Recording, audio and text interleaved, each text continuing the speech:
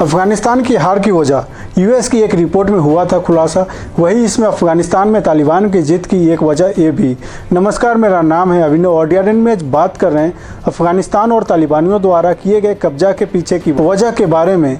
America के राष्ट्रपति Joe Biden ने अपने सैनिकों को अफगानिस्तान से वापस बुलाने के फैसले का बचाव किया है। उन्होंने कहा तालिबान सिर्फ इसलिए जीता क्योंकि राष्ट्रपति अशरफ गनी ने तालिबान के सामने हार मान ली थी। वहीं अफगानिस्तान की सेना ने भी तालिबान के खिलाफ संघर्ष नहीं किया।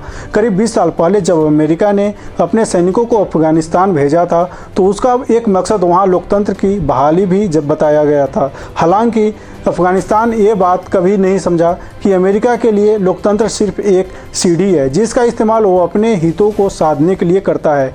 वहीं अफगानिस्तान के नेता और देश की राजनीति सिर्फ भ्रष्टाचार में डूबी रही।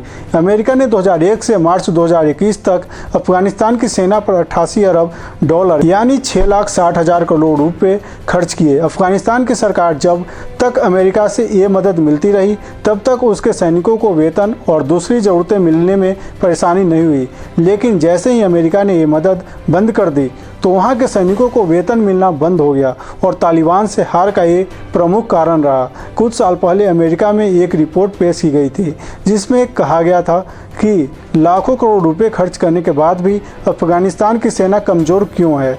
इनमें पहली वजह भ्रष्टाचार को बताया गया था। इसके मुताबिक अमेरिका जो पैसा और हथियार अफगानिस्तान को भेजता था वो मदद सैनिकों को मिलने के बजाय ब्लैक मार्केट में पहुंच जाता था।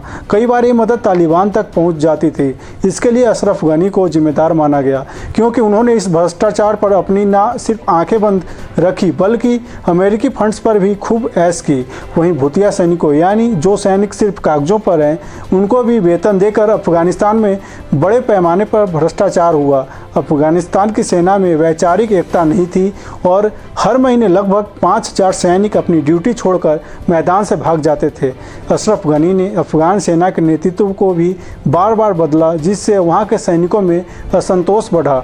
अशरफ गनी सरकार के भ्रष्टाचार ने अफगानिस्तान की सेना को अंदर से इस कदर खोखला कर दिया था कि जब तालिबान से लड़ने की बारी आई तो ये सैनिक मैदान में खड़े ही नहीं रह पाए।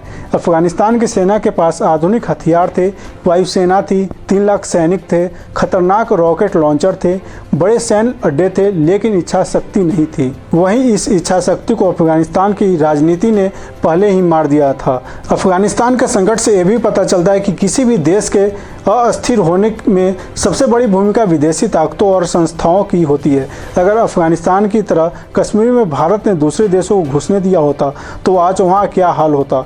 ऐसे हालात में ये देश तो वहाँ से चले जाते, लेकिन उसके बाद वहाँ के कट्टरपंथी संगठन कश्मीर को अस्थिर करने के बाद उस पर कब्जा कर लेते थे।